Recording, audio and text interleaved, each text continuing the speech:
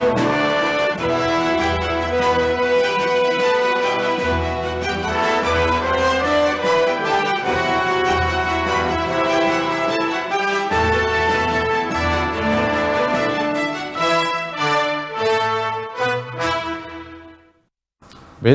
تماشبان هجا لهر جهكي بين افدمو حمود مو باش بمجارمه في حفتيا برنامج فات تيبتا بنخشه انو پشتی کنترل کرنا برای النصرة جعفرين روجرای کردستان را مجارمه الگهریک جي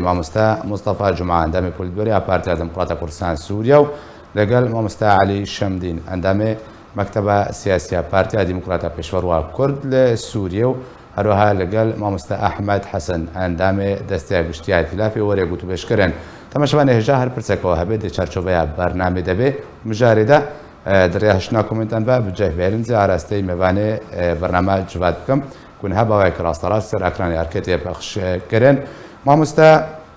مصطفى جمت دست پی بكم اف پیشوچونا جنیشکه و برای النصرة كون هب بجبهة تحرير الشام تناس كرن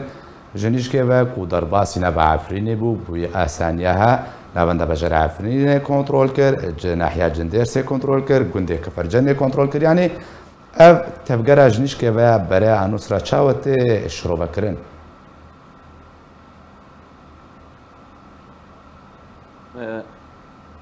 كيرا بيشكش كري ما مصطفى جمت دسبيت كم برس عرستي تكريا كلا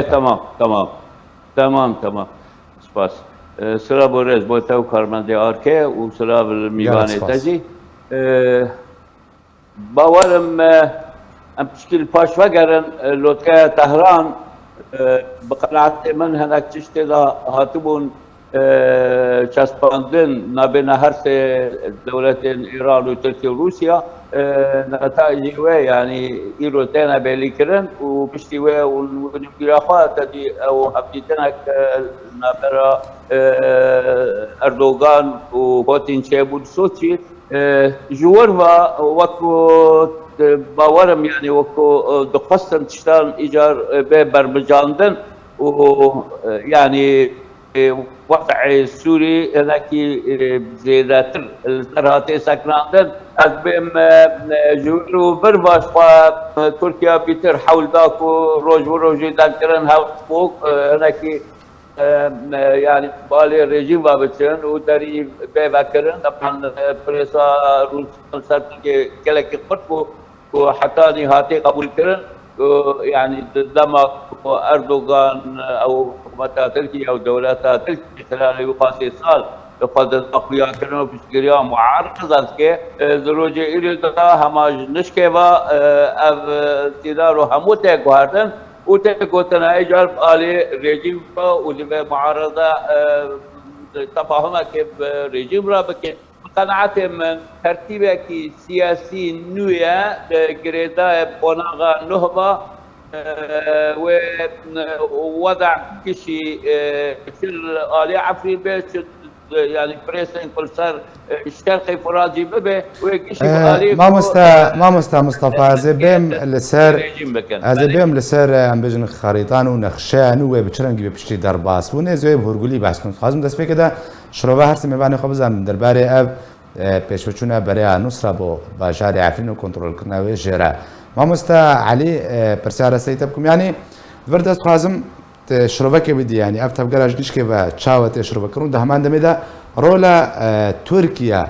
ده كنترول كرنا برای النصرة جينا بند باجار عفرين را تشاو يعني بچرنگي تركيا الفيدري آلي كاربو ده كنترول كرنا ده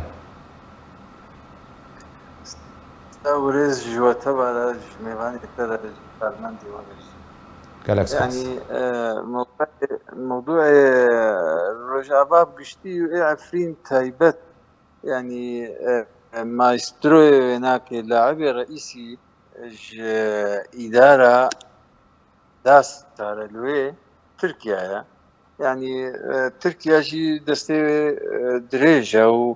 وزاني ظروف استقلال بكي في جاري يعني اقوى امد بيجن مفاجأة او يعني تبخي ضمن لوحة كاري تركيا دستبيكا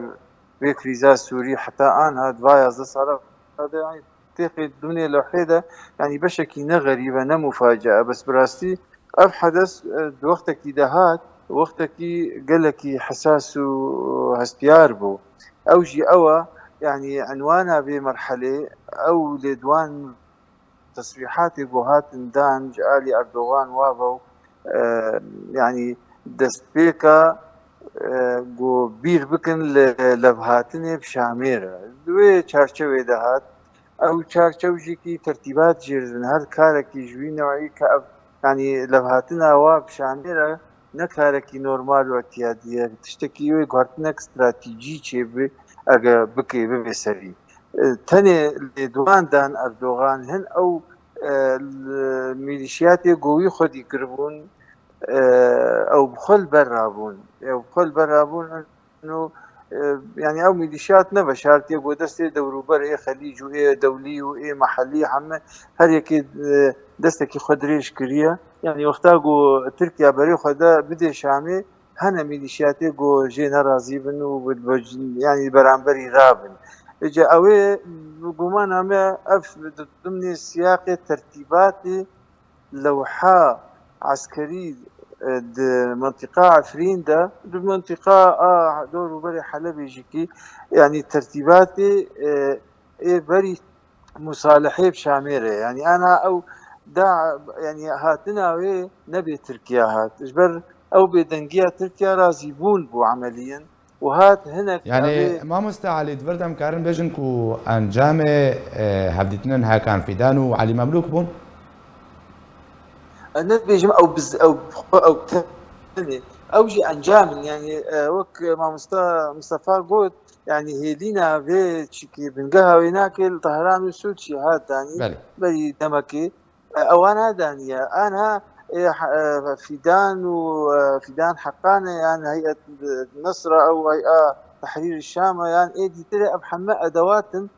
إيه قدوة ملعبي ددليزن بس حكم رئيسي مدرب رئيسي تركيا إدارة في مسألة شخازان جاخورة يعني أنها أولا أو ميليشياتي يقول جم خبون أو يقول برابون درسك داوا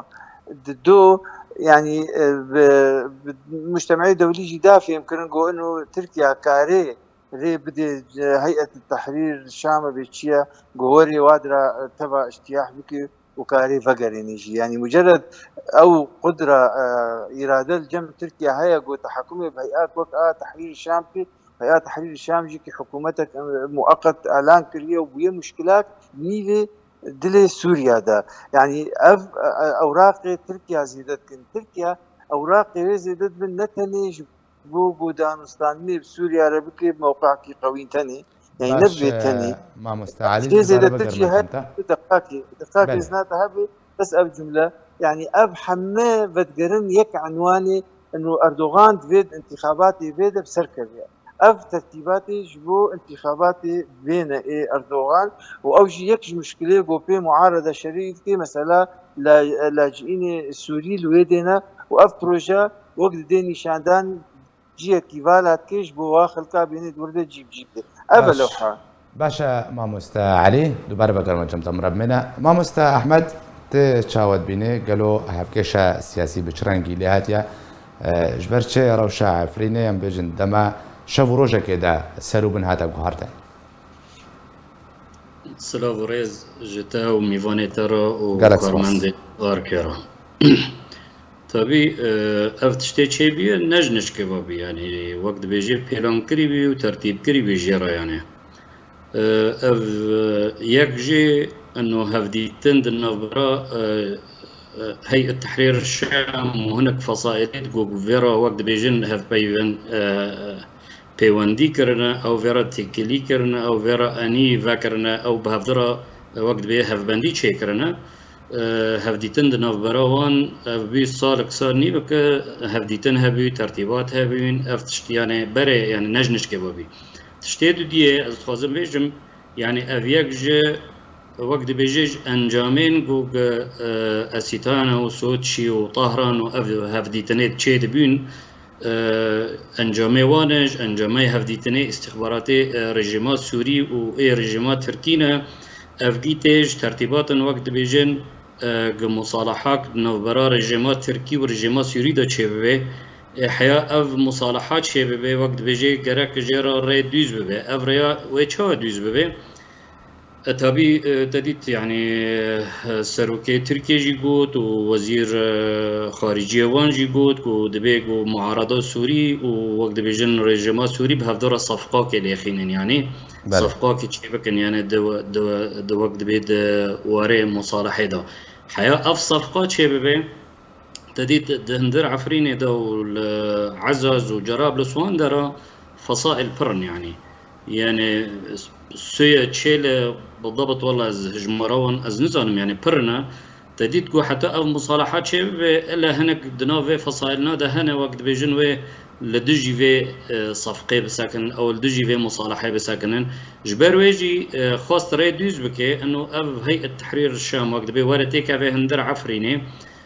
تعويم ببد هندر في فصائلنا ده وقت بي في فصائلنا جيشي كنترول بكي تيخي بن وقت بيجي باسكي خو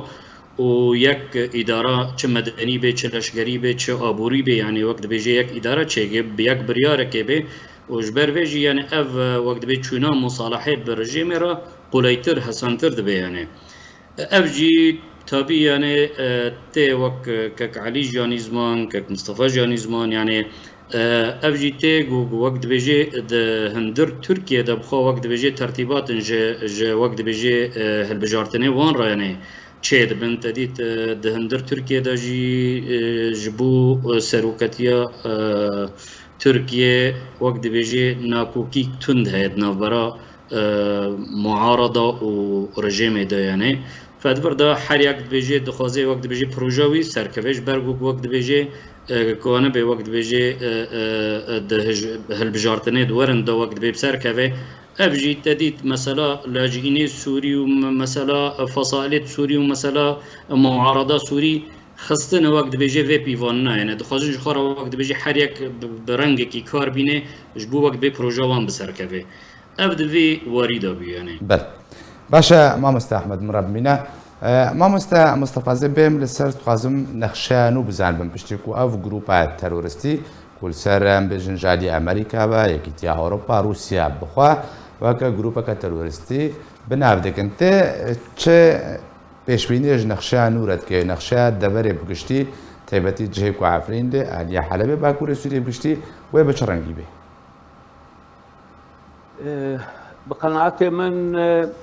موضوعنا وقع بتشوكا بس جريدايا بهالمجارتنا هندري تركي يا مسائلنا بتشوكيان بس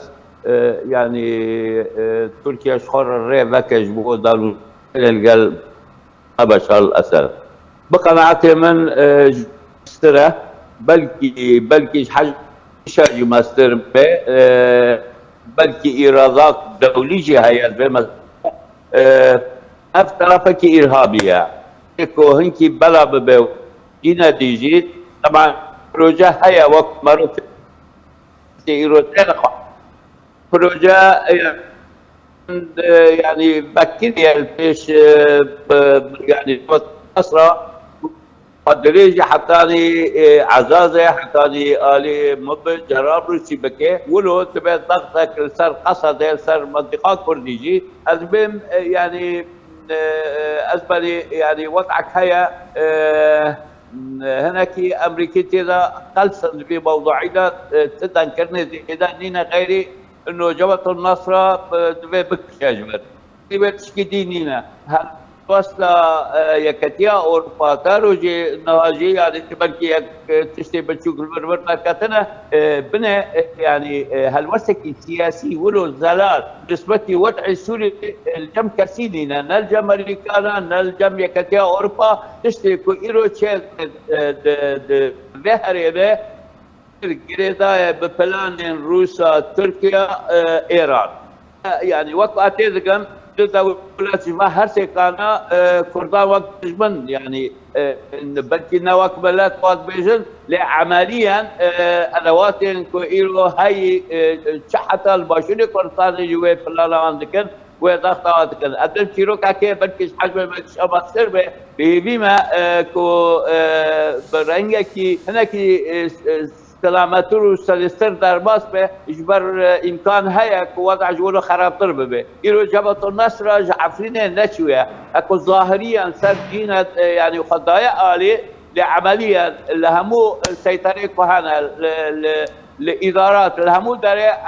يعني أنظام خدشاندن وجينا بقريانا جبو بدا خويا كرن وقت أوجي بالضغطة تركادا جبو مثلا وقف فضيحش أنا بجبو تركا فأدوين تلوكات مستري وايا قريداي بيش الروجا سوري وبوضع كردي إيجار ممكن هريك وجهة نظر نيرينا يعني بقلعة من أزولو فهمتكم يعني تلوكا كي قالك مازنا ممكن مرو السرب موضوعية هنكي برنجي كي جولو فراترجي السرب ساكنه إجبر يعني هكو بلانا روسان وكتي قوتن تماما قناعتي من جوايا الروس تقاضي ضغطك بك لبر همو اتجاهات وتنظيمات وبريات تركيا وايران همو بالي نظام بشينه بايا وقت وابه اشقد بافكارك وتشيبول عفنت بوبا اجبر برجواندي الرجيم تيضاهنا وروسيا جوات قاضي وايران وتركيا بالنسبه كردان هم هريما ما خلو خرابات به يعني رنگ كي قلب ميدانه او عمشات وحمزات والكاردين شنو قصد من التحال جبهة النصرة ذكن وديسا دزي وخرابون وكشتنا خواك بري بكن إذا آلي ديجي بريسك تأثر وضع يعني رجلاتي فرات لبر النظام يعني أذبن يعني هذا كي برولو فراتل في موضوعي بنا روي باشتر به نتنجا نبتشوكا نقريدا بلانا كي بتشوك جالي تركيبا باش ما مستمع منه مامۆستا عەلی نەخشەیەک و پێشبینیت کەش لەگۆری و پێشبچوون سەر عەردی هەنا دەربارەی عەفرینە ڕۆژەڤای کوردستانە و بێ تەبایە باکووری سووریەژم بێش. ثانيا يعني أنا وقت مقول لاعبي سركي في بروجي في موضوع تركيا وتركيا شيء استراتيجية كويس ثابت هاي دستبكا 2011 حتى عنها يعني حرتش تاخد كي لآليكي دي تري أنا بمنظارك البرتسا كرد لسوريا تماشتكي إجيرا وقت عربيت بالمرصاد سكنيا أفتش تيقود بن حماد تب جوكن تين سروي قولا آقو مقود أوجيكي قوتشلو كاربي محلوستا كتور من درباري برسا كرد دروج آبا بقريش برقو برسا كرد دروج آبا هما قابك تشوجي بيش دهالي ويب كيلومترا لباكور كردستاني رنگداناوي وانعكاساتي ويهابن وتركيا دريباوي دينيش بولو يعني نبتشوك تشتيقو مقوتن وقتا قود انتخابات هذا تفكر أردوغان شلو كاربي ميزين أخو تعديل بكي جبو كاربي تقلي خو برد سر وي برسا كرد لتركيا جينهيلي الكردستان باكور جينهيلي بلوج آواجی نهیلی وقتا مصالحه جی بریجی میرید که یک آرمانجاوی های او جی بوسلاوی نه اود به پککه یعنی پیاده سر پککه یعنی اداره ذاتی یعنی بهانه طبعا بس ده انجام ده کرد سر سینور خوان نهیلی يعني اف بروجه نبچوكا بروجه قال لك مثلا وام هو كرد بو ام بچوكاني لي ما زبلكي حتى هذا صاله ما ولو بچوكايد بموضوع تركيا ما سيدي كريا مع اعتبار كريا والله فلان ميليشيات باشتر بوج هيئة تحرير الشام خوزي او ناني ابي ديب يعني ما تخيل ان بين سيء واسود او فنولو بروجيكي تركيا هاي فرصه كل سوريا نهلش بوكو كاربي دليل بر اي تطور اي تغيير ناخذ به لوجد هالسربي بنجي مرو سيري كي مرو زافيم كي شما اردوغان الا مصره بشاميره بدي وبصلي شما مصره داعش هيئه نصريان او هيئه تحرير الشام بشي بيني في واقفه صائله تاديب كيش برقول برويرا بنا اذا في دستي ويد باكوري سوريا يعني واتا روج اغا دستي ويد دريج بي كرد لوين نهيلي براستي دوي هاتن چونا هيئه النصر دا او جبهه النصر يعني هيئه تحرير الشام بشي جيلي خب غيرين عياري خب غيرين هر ميليشيات يعني ما مستعلي الجوري بتداخل ياكرن بتني ارمان جي جنابرنا دوزا كردية الرجاوة كردستان الدسبيكي دو بشتوجي باكوري كردستاني سركية أبنجها سركيش استراتيجية وأبي تري أدوات أبي تري مشاريع فرعية قوتشلو خدمتها بيز سياسة باش ما مستا علي ما مستا أحمد چه نقشه کنو پیش بینید که الگوری پیش بچون سر عرضه و هفکشین سیاسی کو سر عرضه هاتنا گوهردن بتابعتی پیشتی لوتکن طهران و سوچی. طبيعي يعني وكفالج دا يخيا كرم بروجي بخو ما ظن نبتشوكا يعني مثلا جوج هيئة تحرير الشام جوج سي 4 سالا جود عفرين دا بمينسا أجيال جدواعي شوي دركبن يعني وقت بيجن و بيدا بكن أجيال نج دواعي شوي درخينن وقت بيجن السلفيين و درخينن در بكن يك يعني يا دودي يعني وقت ما قلتي نا اف وقت بيجي جواجو كنترول بكي وتاخي بن باسكي هيئة تحرير الشام نويد عفرينة هنا ده بس كنه وهي هررات سريكانية راجي دركبه يعني ويج عفرينة ده دست بكي وهر حتى سريكانية وغريسبي وندروه بس كنه جوا ببي يك إدارة هم چه إداري ولشجري وأبوري وقشتك يك بس و كان به هيزك قواتله دفردا وقت بيجن بهساني ويل همبر قصد بكار بيني يعني جبر قوتديت يعني برياران اف دولتي نب تركيا ربي دربازي دفرن دبه يعني رجلاتي فرات وان درا جن دبه يعني بلكم كان به فيريل همبر قصد بساكنه وكان به وقت بيجي فيرا شرني بك يعني طالما قنقني تيكتا يعني يا دن تديت يعني اف هيئة تحرير الشام من بيستو دو بينجو سي اف تصنيف كرنا وقت بين منظمات ارهابي يعني وطالما مصنف منظمة ارهابي يعني كان وقت بيجين التحالف الدولي كان بواري لشكري يعني وقت بيجي هيرش سربكي وكان بي وقت بي تنيبكي وكان بي تدخلكي وكان بي بدائل نجرب بيني وكان بي نظام شبكي يعني يجي انه بلكم مثلا قافا تعويم بالفاهري منها قشة يعني يجي انه مثلا مصالحة بالرجيمات السوري والروسي راجي بهسانية كانن فاهري منها تسليم رجيمات سوري وروسي كان بهذا يك سيناريو يديجي يعني قافا وقت بي اف تصنيفات ارهابي تيكا بسر فاهري منها تبدا يعني هيرو التحالف الدولي جي كان بوقت بي كان وقت بيجي نقشريك نو يعني خريطاك نو لوداري شيبكي أوابك يعني حردو بروجهن يعني باش ما مصطفى زي برسيارة استيتبكم يعني الجوري كو شروفكاران قدو هاتي أراق هاندن بيجن كو درباسبونا كنترول كرنا بريان نصر جعفرين را پێنگاوە یەکەمیان گۆ بناغەیەش بۆی ئاباکردنە هەرێمەکە سنی لە باکووری سووریە کۆمێداتەر سەرێکی و چاوەشڕۆڤەتکە بێ گوتنی النظام قناعتي من يعني اب مسألة سياسية راسها بإسلام السياسي شقوا خطر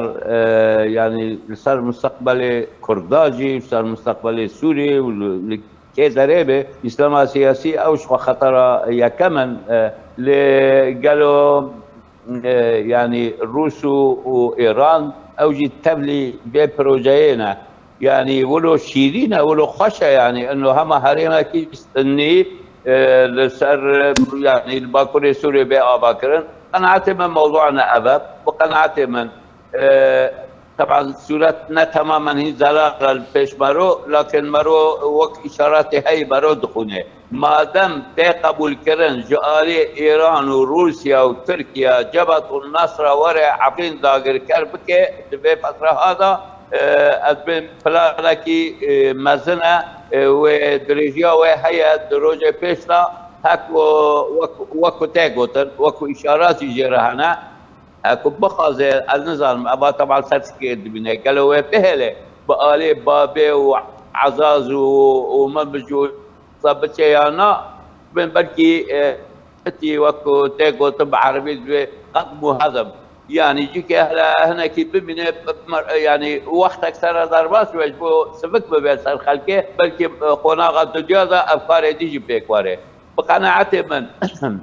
دوار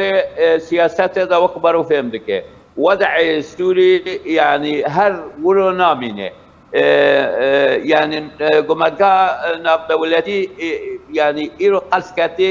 سهل وسوي نينا إشخاص كي بيترجم هر سي دولتا رمايا وأبجي يعني ما بري ناجي شد جارة ما قلتي روسان دزياك سياسي كر وضع السوري را جنيف برا سوتشي وأسيتانا إيرو من دست سي دولتا دا وضع السوري بيتر أو بيبعنينا جانبك دير هي امريكا هنا تبلي كردان كرتك امريكيه كهين داعش بقره قناعه من هكون او صحابه ممكنه بكشين تبي اذبجم وقت شخص وقت خواندنا من اذبن برجواندين امريكا هنا جرك نكشه جرك هر ناب كردابه هر دوستانه خو قرتر بكل كردا لمرو نزانه دولتك خدان برجوانده إيرو ممكنة بالنسبة أوكرانيا بالنسبة محيط الهندي هناك توافقات بروسارة لبر بسينارة بكاسيديرة يعني تأثير الوضع السوري كشي بكي المهم وضع السوري إيرو وضع كي جلك خطر ضايا بلاني وكو إيرو تينا مشاندن نجم مصلحة خلق سوري رايا دبرجوانتي تركي إيران روسيا دي حياة نهاج حياة حقيقية بشتي وي شبابي بقناعة من يعني مرو قاري هناك إشارات بده أو إشارات يعني أدبجم يعني احتمالك هناك وضع السوري آرام بكن برياكو فانا يستيطريل بمنطقة هناك شي بكن إيجار مثلا إنه وك منطقة سنيها تشكل وك منطقة ديك آرامي بندسي فانا دا ترجي ورا قبول بكن كيل داري ديشي تشار مرنينا إيجار شغلك سياسي ببي كنت ضغط كردا ببي جبهة النصر حتى قلت أبو محمد الجولاني قلت إيه ريجيم بيجن بلكي علوية المهم يعني الضغوطات إيه روجي فيش همو كي بيتري خالصاري كردابة وكردان إيرو النقطة توري مهم جنب إيران وتركيا منطقة كردية راس أمنا رازينا بكاكا إيرو ريبابريا روج آبادكي لدمية الجموانا نو كردن مادام كردن تبي حدك جرا بيدانين بريا دقتك مازن لي ببي كردان بآلي شامي بباشر باشا مامۆستا مستەفا عمرە بمێنە مامۆستا علیزێ بێم لەسەر خوازم ئەو گوتناتە کوتەگوت بۆ ئارمانجێ ئەم بێژن ژنابەرنا دۆزا کوردیە ڕۆژاوای کوردستانی گشتی لێ گۆری کو هاتیە گوتن بێژن ئەف پلان ئارمانجێ وەکو عەفرین بە شێوەی ئیداری فەرمی سەر بڕژێمە ببێ باوەی ئەولەهی سەر بە تورکیا بێ ئەوژی ji bo yasayîkirina guhartina demografî li Efrînê ji ber pîlana guhartina demografîya Efrînê ji ber vegera xelkê wê resan bo serzêdin xwe bi temamî bicîne bûye. Ev pêngava hatiyan got pîlana hatiya dareşin ta ku bi vî rengê ha bi temamî demografîya Efrîn û navçeyên Dînê Kurdistanê were guhartin. Te li ser çi bêjî? أدم يعني وقت مقول تركيا أرمان جاوي نشتنا فرسا كردة وأف نخيال يعني فالا لكن سر عديت خلالها بهر يازد صالات ديار بو جو تركيا بخويا أجو دو سرسيا شخاكا روج آبا داگیر كريا آدي دوا تركيا بخويا أجو بويا سببي إيري شوي وتهديدات وي ودرباسبونا وي اجتياحات وي ببهانا ملاحقات بيدي بي بكاكي بي يعني هر كردك بي بوي بهاني صدي حفتيش كردجي تهجير بيا يعني فرسا كرد وقت جاري ابراهيمي مصطفى وهذا خو جاري تقول فرسا كرد فرسا خاك وقلا ابراستي اف فرسا ها قوختا خاك دي تلتوي ناها تي داقل كرين ام نكارن بي داقير جي ويا وآدي تر الصديق تيجي كيش خلقي وينها كي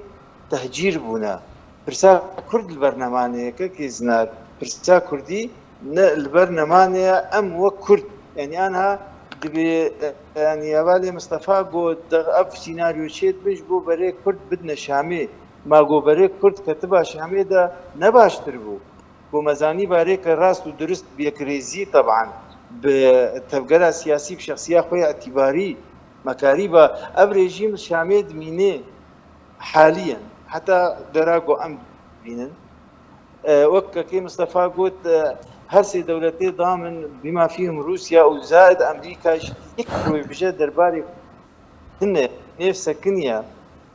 اسیتانا واناشکی مراوحیت کی چلو کاربه دریه شامی وکری به له وقت کی مصطفى کو اما وکرد ام چتکن او پرسا اثرکی موضوعکی ده هر موضوعکی سر کرد سوریا سر سوریا به بوت گرک اف پرس به ام کرد چتکن ما کرد تنه مکاری بو 2 سالونی دیوا ام ون داکم دبن چابدریا امریکا دا گو ام بیژن يعني ام مشاكل بتشوك شخور دفنش بن عرضي ام نتفق امري نكب قالك كرد كاري بعد بهر صار من إبادة بتبايي بإقصاء وباستثناء مكاريبا الهف قربا مكاريبا رأيك خوي مشترك كونات با ما مرجعيك خدشيكرا ما بري خدابا هر دريد نابدا شام جي شام نا محرمة چه جنيفر وري شامي وچه دراسا تدمر هري شامي ما بس تاما برسا كرد چلو زود دقهي جيخوا وأوجي كي ببشبش نابي ببلا ولا نابي بشفاقاتا وبلا كل نابي بيك دنجي بيك ريزي بي وأوجي براسي أو حوارا قودست بي ببود من شابديريا أمريكا دا درفتك باش ما قازان جي نكر وما هبدو دستي هفتواند هل يكيشمات قصدي تدري تنبكي وام نب اراده خود شون حواري ودا نستاندنيش بيقولوا ان جامعه هناك خراب تربو شخوي تركيا ان هاوي هيئه الشام وبين هيئه تحرير الشام طبعا حمزات ولا زي ده بكر ويد هر ويد دز تسليمي دزاف موك جاريد قو دزاج دزات زي يعني انا برسا كرد تشتيجي ماي دز تسليمي هفدكن وامشي متفرج براستي يعني ابرامجي وقت بناكد في يعني خاتمه باتجاه كده هري تشلم كهرب الضغطيه بكم اف تفقرها سياسي على الاقل كرامته خو احترامه خو سياسي بباريزي كهرب الهب بكي رايك سياسي بدي برك بساوي جار سرش نبي بس يبو ملتي بدوده ملتي باش ما علي اف برسامنا داوي بو تشج تفقرت خواستن ليت بيش كتيبه دي برسا داوي اتخازم ما احمد جي بزان بم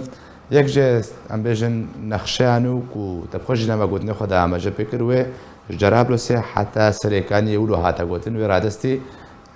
برای نصره وری کرن اف پلاند که به خدمت اکید و حتی چرا ده که نزیک جه بجیبونه كاكو قواق مرض استراتيجية دا بفكري تديت وقت هفارة جدي سواني زمان دا استراتيجية دا يعني وقت بيجن كردستان سوريا بتوائي يعني مستهدفة تديت يعني سوريا تفضل كات قناقك نه وقت شو عراق قواق بود نودي ويكادا كات قناقك نه تديت برسا كردي شو بسر كات وقاني بين وقت بي فايدة جي بكرانا فرساج كردي سوريا جيراجي ليهات يعني 2011 فرساج جيرا ليهات قانا بن وقت بين كردستان سوريا بتوائي يعني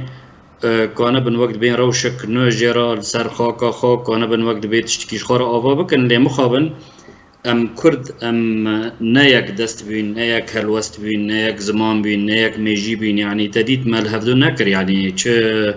چه انجمنان اجتماعی کردی به چه وقت بیجی حالیه پیاده و دم به يعني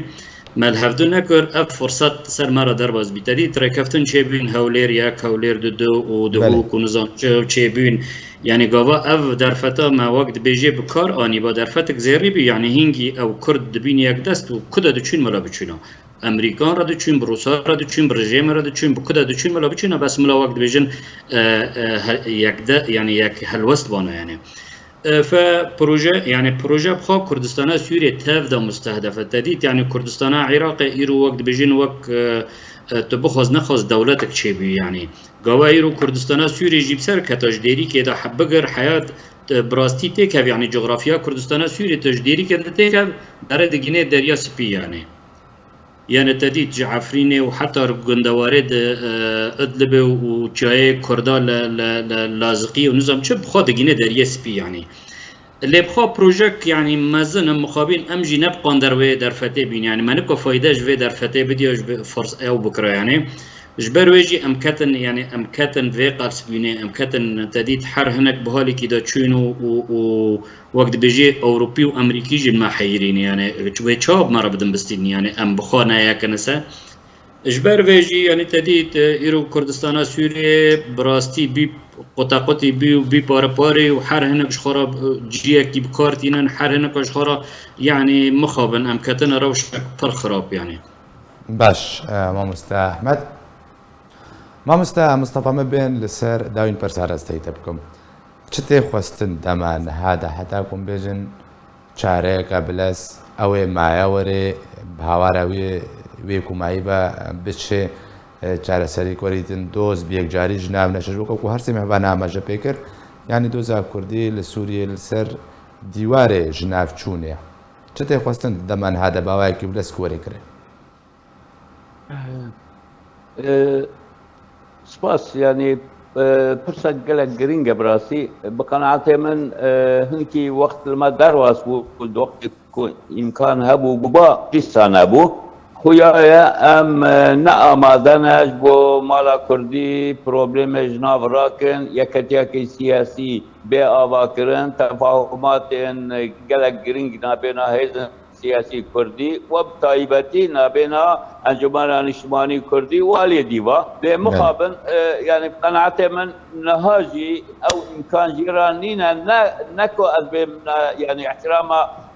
علي دكم نكو ازبم يعني ام ناخذن ببي ازبم الي دين ناخذ بك الي دين خذ بروجاكي جريدايا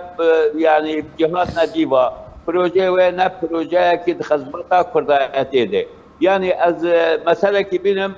بالي علي جاردي يعني اما جنب مسألة كي حكم علي ريجيم با نا موضوع رحمة خديلي ما مستحمي چند جارة دقوت او جبين علي حاضرم طرف كاتي دون بيجي بشار الاسد ليبيا ما بيشتي كو بحث شيء بويا نظام شيء اطرافك كشي قوتي اري مثلا قوتنا محتاجي هيا الجموانا هيا بيزغانا ما قلنا بشتي ما اقتراح كر ما مستحمل جو كيكي مصطفى الراش ما ام عسكري وانا هم جو ورن امر برا سيشار روجا تاخير به دو سيشار روجا هذا موقف سياسي قال خاتم واردن او شون شيء نبو نها اكبجم نها باقل نها وياك مره بيجي شمطه وشغل نفس شو غلطيه باقل وقته حسبان بشار الاسد رژیم وتك بشه كي نوع مهرن وبيانك سؤالي وان تركبه استقبل سيادة الرئيس بشار الاسد وفدا من اهلنا من الجزيره وهو تشتكي دينينا ازبم يعني ايرو قالك كارتي خاصة قالك يعني تشت انا البيش حركات سياسية كردي كنت كاربه اوابك وتسر يعني السروي اساسي جا قابي قبابه لمقابل او قاب ايرو هناك شيء قريضاي بطرف ديوا او طرف قناة بالمسؤولية نا سفير امريكي هات اشكرا قلت علي جديد قلت اتصالات انم امي بشكرا قصد بكر الجامعة بروجنا نينا امريكي جبر بكشت احسا وي ديالوج هانا نبوي هادو الياتي بحثا تشكي جبيوري نبويا سبب يعني قالوا امريكي مهتم بقناعتهم امريكي قالك مهتم بون وكو كاك علي جوت قالك مهتم بون هكو يعني ولو بزر هاتما في موضوع سري بوبا واتبش لجاب من ازوافهم ووضع كرسر نيفي مشكلة ما بسريبو نيفي دين اما برخابدن بو كام كاربن يعني ارماجي خاب سريبكن ليه مخابن باشا كردان ابناء مصطفى لا شيء كردايتي نوك بروجكت جديد فكره وجبو واجه هر ايش خراده به نهاجي امديا من نينا كجار كدي او تفاهمات بقرن شبابا لان الظرف السياسي يعني البيش من يعني وكاجي فعبدكم يعني او نائرو نوك ازجوتاليت ما دام نوايا وجاردين نهلن او يكون سياسي جي خابكري باشا مصطفى ما علي تشتاك وري كرني هري جرين بلاستشا يعني الدمان هذا تشتاكو ماي وري كوب هوارا يبو بتشي شو وري كرن باشنها ئێمە وەک حزب نەرینە مەدا وەکم گوت پرسا کورد خاک چوو و گەلجی تەهجیر بوو هەندێک ژێگەل لەسەر هەندێک خاکار و ئابامایە وەک وەختێ پشتی نۆتی پشتی حەلەبجا و ئەنفال ئاواناکی سەرکردێ کوردستانە عراقی مەژ وات هات پرسین وێ چاقی هونچت خوازن دگۆ بەس ئەم vەگەرن گوندێ خۆ ئەمە رازینە ئێمەژی وەک پارتی ئەمە ئان هاتوێکی دیکێدا ئەم نەتفکردن ئەم سینۆری خۆ بگهێن سەر دەریا و سەر بەحرێ ئەم تفکردن چلۆم کاربن دەرفەتێکی ببینن گۆڤی ملەتێ مایل سەر عەردێ قانع بکن بمینێ ئەم دڵخۆشیە دڵ ئارامیە جەموی چێکن گۆ بمێنێ و گنترین رێ گۆ یەکریزیە خۆم ئالان بکن ئەم کاربن هەبوون دۆرا مێزەکێ ئەم سەر هەنێک پرەنسیب بتەفقن گۆ چلۆم کاربن بێ خەلکێ دڵخۆش بکن گۆل سەر عەردا خۆ بمینن دەرنەکەون ئانها گۆ سینۆر بەکری بێ یەکژی سەر عەردێ نامێن مامۆستا ئەحمەد چارە بلەس چوەرێکردن باشە دەمەن هەدەکوت خۆ خەڵکی عەفرینەیت بهتر ڕەوشە عەفرینێ نزیک بە چوەرێکردن بۆ عەفرینێت دەمەن هەدە باشە تاکو چارەیەکە بلەس ژێ ڕەوشاوی خراپڕیان هاوەرە دیتن تابی چارە وەک دەبێژن مەمبەری گین بانگا خۆدەکەن هەرێما کوردستانê و سەرۆکەتیە هەرێما کوردستانê وەک کۆنەبێک و درەیا حکوومەتە هەرێما کوردستان را بانگا ما بگینێ یەکیتیا ئەوروپا و ئومەم متحیدێ و مەجلیس ئەمن ئەمریکانە وەک دەبێژێ کۆنەبێک وەک دەبێ ئەف منەظەمە وەک دەبێ هاتی تندورا و ڕەش کۆنەبێژ وەک دەبێژی هەرێما عەفرینە دەرخینێ دەبێ واریدەژی ئەف کوتلە المەجلس الوەطنی الکوردی دهندر ئێتیلافا سووریدا تابی دو هەفدیتن چێکردن نۆزدە مەهێدا یعنی دو چه به قنصلیا امریکی را به اسطنبول چه قنصلیا فرانسی را بهجی اف بانک گاندنوانا یعنی وان جیبو اما بگینن وقت بجن حکومت امریکی و حکومت فرانسی تابی درمانه وقت بجی درمانه استراتژی ام گشت دزانن چی یعنی یک ریزیا مالا کردای و وقت بجی یکیتیا کردای لمخابن يعني اف يكيتي چينا به الا بميجيه كردي سوري به يعني طالما ميجن جدروي كردي سوري تدا هنج دروي سينور تين وقت بيجن تدخلي هندر في وقت بيجن في يكريزيه دكن فزور وزحمت يعني درمانجي وقت بيجي هرج الشفانه كي بپرسو اشتر بيجي يكريزي درمانه يكيتي درمانه ام دستي خود دستي ابدكن ام خو قوات لبكن ام حلفاء خود اقليمي دولي ام قوات لبكن امكان بن وقت بيبرسا كرد ام بكون بن بقناقك بلندگين يعني لما خابن حياه نهات تديت يعني پر كفتن چيبين و گفتگو و حوارات چيبين جي جبرگو وقت بي ميجن ميجي كردي كردستانا سوريا ميجن جدروتي ده هنا مخابن يعني ناخازن افيا كريزيا چيبه جبرگو پروژين دروي سينور ده هنا يعني گەلک سپاس بۆی مامۆستا مستەفا جمعە ئەندامی پۆلیتبیۆریا پارتیا دموکراتە کوردستان سووریا گەلک سپاس بۆی مامۆستا عەلی شەمدین ئەندامی مەکتەبە سیاسیە پارتیا دیموکراتە پێشبڕوا کورد لە سووریا و گەلک سپاس بۆی مامۆستا ئەحمەد حەسەن ئەندامی دەستەیە گشتیە تیلافێک و مرابوون تەماشەوانە هێژە سپاس بۆ خۆشی و تەماشەوانی مەبوون جالیان بەژی هەر شاد و بەختەوەر